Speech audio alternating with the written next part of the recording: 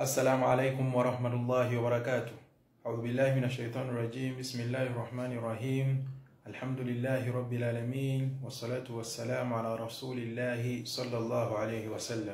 In our last video, we saw that the Prophet sallallahu alaihi wasallam had entered Quba, and when the Prophet sallallahu alaihi wasallam entered Quba, the people in Quba were waiting for him and they embraced him. They were happy for the Prophet sallallahu alaihi wasallam. And inshallah, in this episode, we are going to see one of the first things that happened when the Prophet sallallahu alaihi wasallam entered Medina. Some great things happened. For example, the surahs that were revealed at that time, they became to be known as Al-Madani. And in this same regards, 23 surahs were revealed in Medina. Most of the surahs had been revealed when the Prophet ﷺ was still in Mecca. And also the calendar of Islam started at this particular time. However, they didn't start at that very time. Umar bin al-Khattab later on suggested that it would start in the later stages. So just to recap, yesterday we said that the Prophet ﷺ, when he reached Quba, he built Masjid Quba. And we had said that Allah Ta'ala mentioned how this masjid was built, and he said, La masjidun ussisa ala taqwa. It was a mosque that was built based on piety or upon piety. And when the Prophet ﷺ was in Quba, Ali radiallahu anhu, after 2 days or 3 days, he came and he also met the Prophet ﷺ. So thereafter, the Prophet ﷺ sent a message to the people of Medina, and he said that I intend to come to Medina. So the Ansar sent delegations to the Prophet ﷺ to pick him up. And these men came heavily armed with their weapons to protect the Prophet ﷺ. So these people met the Prophet ﷺ, and they were so happy, they were rejoicing, and the Prophet ﷺ was also happy to meet them. So they started marching towards Medina. And it is very important to note that in Medina, people had already started praying Jummah prayer, even when it wasn't made compulsory at that time. And As'ad ibn Zurara, he was the one that led Jummah prayers before even the Prophet ﷺ had instructed them to do that. So when the Prophet ﷺ went to Medina, he stamped in it, and people continued praying Jummah prayer as we pray today. So when the Prophet ﷺ reached a place known as Banu Salim ibn Auf, he made the first khutbah there. And this was the first khutbah of the Prophet ﷺ to the people of Medina. And what did he say in this khutbah? He warned them about Allah Ta'ala and the meeting that they will have with Allah Ta'ala. And he also warned them about leadership. And he said, you are like a flock without a shepherd. And Allah Ta'ala gave you a shepherd. And he is going to question you. Did you follow him, or you just turned away from his message? And thereafter, he also warned them about the punishment of hellfire. And he told them that fear the punishment of hell, even if it means by a small debt in charity. And if you can't, then at least by speaking some good words to the people. So thereafter, the Prophet ﷺ started to march towards Medina. And these people were so happy to embrace the Prophet ﷺ. And everyone wanted the Prophet, peace be upon him, to be in his house ﷺ. So the Prophet ﷺ told them that where my camel will sit will be the place that I will actually stay. So the camel of the Prophet ﷺ stopped, and it actually sat down at the place of Abu Ayyub al-Ansari. And this was also a Sahaba of the Prophet ﷺ. And this man had a house that had 2 floors, the downer floor and the upper floor. So the Prophet ﷺ was given an option to choose between the floor up and the floor down. So the Prophet chose the floor that was actually down. And this man, Abu Ayyub al-Ansari, he decided that, you know what, he came to the Prophet ﷺ and he told him that, you know what, Rasulullah, I can't really stay above you. You are so important. How do you see if you go up? And the Prophet ﷺ denied.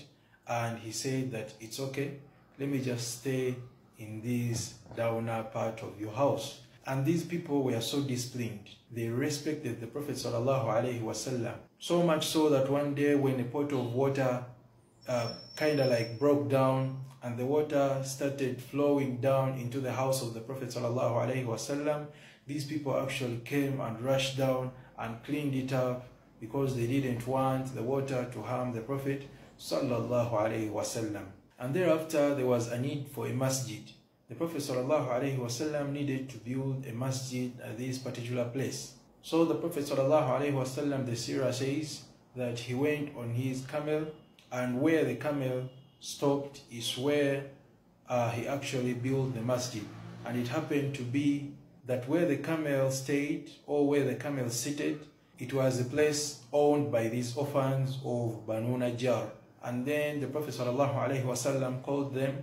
He actually decided to purchase this piece of land from them, and they had wanted to offer it for free to the Prophet ﷺ, but the Prophet ﷺ told them, no, let me buy this place, and he bought it. Then the masjid of the Prophet ﷺ was built at that particular spot. And thereafter the Prophet ﷺ instructed the Sahaba to build 2 rooms for his wives, Sawda bint Zam'a and Aisha radiallahu anha, our mother. So when they were building this mosque, they used to sing some poems, or they used to utter out some poems, some sweet poems in forms of du'as to Allah Tabaraka wa Ta'ala. And what were the poems? They were asking, Allahumma la Aisha illa Aisha al-akhirah. Oh Allah, there is no life except the life of the akhirah, or the life after death, or the life after resurrection. And they said, Fansur al-Ansar wal-Muhajirin. Oh Allah, save the Ansar and save the Muhajirin. Who were the Ansar? The Ansars were these people of Medina, and the Muhajirin were these people that had migrated from Mecca to Medina. And before this masjid was completed, subhanallah, something terrible happened. What happened? As'ad ibn Zurara radiallahu anhu, who happened to be in one of the pledges of the Prophet sallallahu alaihi wasallam, died, and he was actually buried. And also Dhamura ibn Jundub, he was also a Sahaba of the Prophet sallallahu alaihi wasallam. He also died, and this Sahaba was actually in Mecca, and he was very sick. So he requested his people to take him out of the city to at least make this hijrah. So as he was going out, there is a place called Tan'in. It's outside Mecca. He died from there. So Allah Tabarak wa Ta'ala revealed some verses to show us the status of these men. And he said in Surah An-Nisa, أعوذ بالله من الشيطان الرجيم ومن يهاجر في سبيل الله يجد في الأرض مراغما كثيرا وسعة ومن يخرج من بيته مهاجرا إلى الله ورسوله ثم يدركه الموت فقد وقع أجره على الله وكان الله غفورا رحيما. And this verse means that whoever leaves his house to go to the way of Allah Tabaraka wa Ta'ala, Allah will give him much provision of this earth, and he will also assure him of refuge. And he says that whoever intends to come out of their homes intending to make hijrah, and they don't actually make it, Allah Tabaraka wa Ta'ala is going to write a full reward for them, even if they didn't make it. So this is the mercy of Allah Tabaraka wa Ta'ala upon his servants who have believed. And this man was actually counted as a person who had made hijrah even when he didn't make hijrah. So this is the status of this man in Islam. And also some other member died, and this was Al-Bara ibn Ma'ru. And this man was also amongst those people who were there when pledging with the Prophet sallallahu alaihi wasallam. And also Al-Kulthum ibn Al-Hithim. This man was the one who had sheltered the Prophet sallallahu alaihi wasallam in Quba. Remember the man that we talked about, that had 2 floors in Kuba.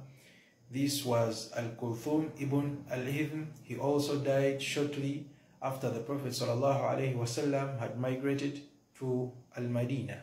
So thereafter, the Prophet ﷺ made a dua for the people of Medina. And in Medina, there was a disease, a dangerous disease, which was known as Humma. And it killed many people in Medina. So the Prophet ﷺ prayed a dua for these people. And he said, Allahumma habbib ilayna al-Madina.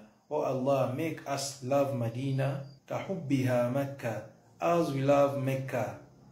Because Mecca is where the Prophet ﷺ was produced from, and that was his city where he was delivered from.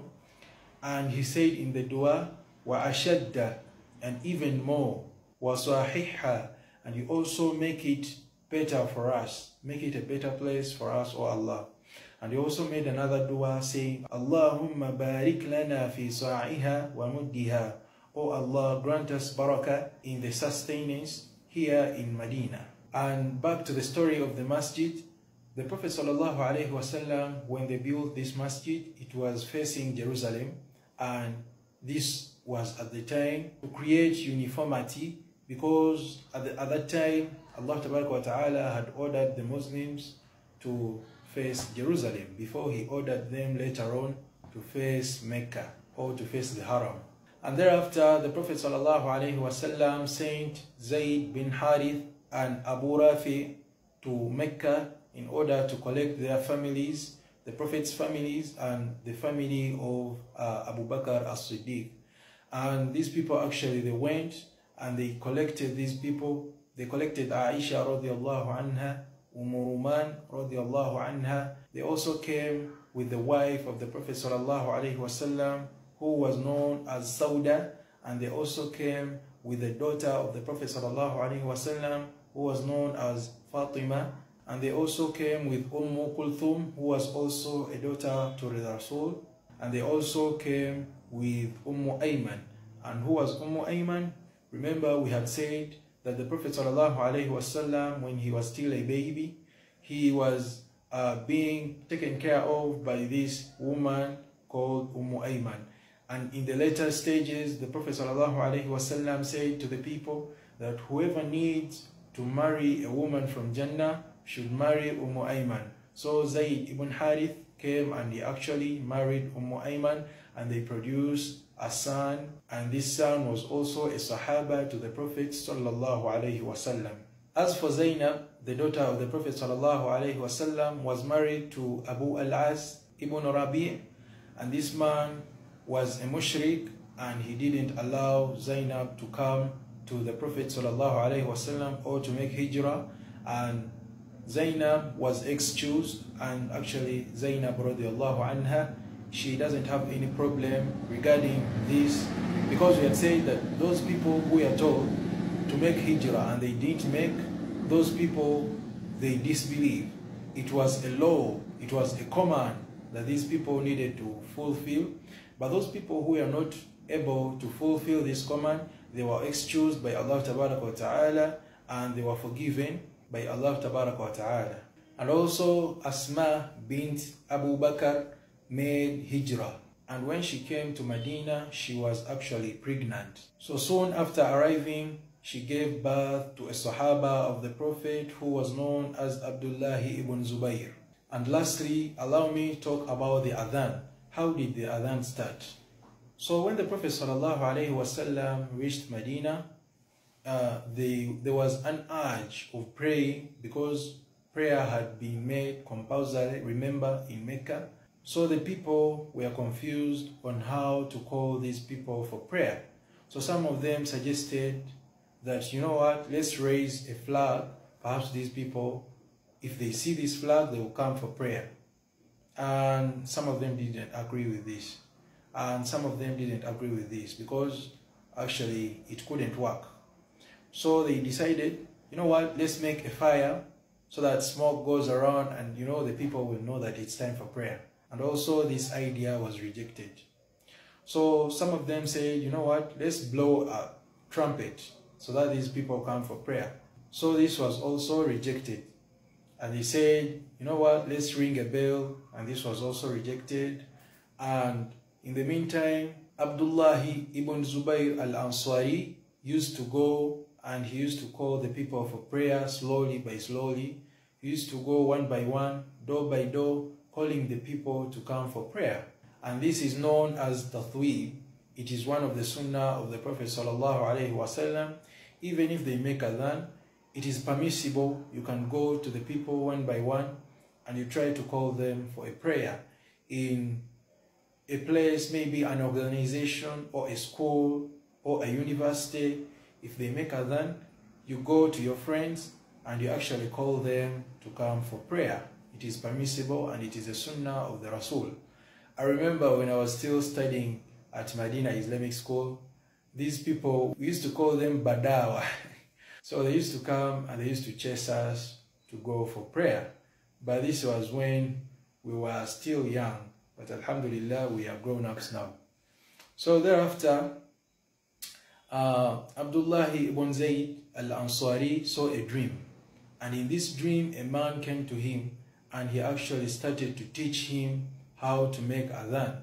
And this man, Abdullah ibn Zubayr al-Ansari, in the next morning, he went to the Rasul sallallahu alayhi wasallam and he explained to him how the dream was, and the messenger confirmed this and he said that this is the same dream that I also had this very night. So the Prophet sallallahu alayhi wasallam confirmed this and they actually started making adhan. But before that, allow me to mention this. The Prophet sallallahu alayhi wasallam told this companion of his, Abdullah ibn Zayd al-Ansari, that, you know what, yes, it is very good, but لقي ذلك بلالا فإنه أنى صوت منك. You go and teach this adhan to Bilal because he has a soft voice or a more sweet voice than you. And we learn a lot of things from this. First of all, the adhan must be made by a mu'adhin who has a very sweet voice to the people, who can really, make the adhan very well, not in a very bad way, because this is the words of Allah Tabaraka wa Ta'ala. And also, we learn that when another person is given credit over you, you shouldn't become angry over that, because actually we cannot be equal. Some people are really better than us, or some people are really more important than some of us. So we also learn this in the seerah of the Prophet sallallahu alaihi wasallam, when this Sahaba Abdullah ibn Zayd al-Ansari was told, you go to Bilal and teach him how to make this adhan. And immediately Bilal radiallahu anhu, he went and he made adhan. So adhan is a very important ibadah. It is very important, and because it's very important, even the person who makes the adhan is a very important person in Islam. And did you know that the mu'adhin, if he makes this adhan and the people come in salah, for example 70 people, he actually gets all the rewards of their salah and he also gets his own rewards. So if we are to count, he gets 71 rewards and more of those people. So, and also on the day of judgment, his neck is going to be very long, like the neck of a camel. This is what will actually tell that this person was a mu'adhin when he was still on planet Earth. And allow me to also mention a hadith of the Prophet sallallahu alaihi wasallam where he said, لَوْ يَعْلَمُ النَّاسُ مَا فِي النِّدَاءِ. If people really knew what is in calling, making the adhan, وَصَفِّ الْأَوَّلِ, and coming to the first line, ثُمَّ لَمْ يَجِدُوا إِلَّا أَنْ يَسْتَحِمُوا عَلَيْهِ لَاسْتَحَمُّوا. Then if they couldn't do it, they would perhaps draw lots in order to keep up who is going to be there. So this is the meaning of the hadith. It is very important, if they make adhan like this, rush towards prayer. Go and pray. Make sure you are on the first saf, or if you don't find it, perhaps the second saf, and you will be amongst those people who will be successful on the day of judgment. So at the time of the Prophet ﷺ, there were basically two mu'adhins, and one mu'adhin was Bilal ibn Rabah, and the other was Abdullah ibn Maktoum. Remember the blind companion that the Prophet ﷺ was admonished of? He was Abdullah ibn Maktoum. He was also a person who used to make adhan at the time of the Prophet ﷺ. And at Fajr time, Bilal ibn Rabah decided to add something in the adhan, and he said, "As-salatu khayru min an-nawm." And the Prophet ﷺ also stamped in his, and he said that yes, it is true, and he should carry on with it. And also thereafter, on Jummah prayer, initially it was one adhan, but later on Uthman's time, radiyallahu anhu, he introduced the second adhan, which was also from the top places. Like the people used to, climb up and, make that adhan to call people for the first time, and also call people for the second time when we are going to actually start the Jummah prayer. And later on, Hisham ibn Abdul Malik, in the Umayyad Empire, he went back to the adhan that was there at the very first time. And also in Ramadan, the Prophet ﷺ used to have two adhans for Fajr. One was to wake up those people who were perhaps sleeping, and the second adhan was for Fajr, as we also do it in this generation or in these times. So may Allah Ta'ala accept our remembrance, and may Allah Ta'ala make us from those people who will succeed in this life and in the next life, inshallah. Wa sallallahu wa barik ala Sayyidina Muhammad wa ala alihi wa sahbihi wa sallim. Assalamu alaikum wa rahmatullahi wa barakatuh. We shall start from there the very next time.